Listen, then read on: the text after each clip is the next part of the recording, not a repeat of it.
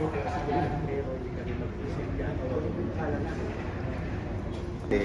Sabi nila hindi raw nila i-receive. Hindi, ang copy lang, pero hindi sila nag-sign. Okay.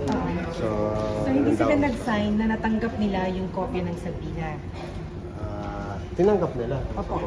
Pero hindi sila nag-sign kasi yan ang instruction sa kanila. Oo. So, sir, pero sa inyo sir na end, dahil nakapag-iwan kayo ng kopya, ito po ba ay deemed received yung sabina? Sa part namin, it is dim received. Kasi tinanggap nila eh. However, sa kanila na yun, kung makakarating kay Senador Bato o sa lawyer nila. So, it's up to them. Sir, ano po mangyari pag di po sumipat si Senator ngayong na-serve na siya? Matik yan. Tingnan natin kung anong mangyari.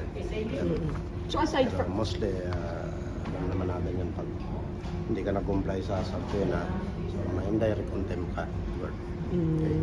Sir, can you state lang ulit para saan yung sabina? Doon na lang sa ano.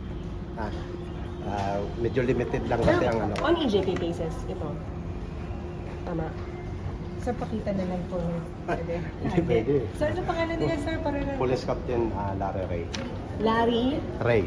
Ano spell ng Ray, sir? R-A-Y. Yun ang apelido niya, sir? Yeah. Anong position niya, sir, sa CIDG? Chief and Best. Chief and Best? Okay. Sir, aside from dito sa office ni Senator Bato, nag-serve din ba kayo sa Davao, sa kanya?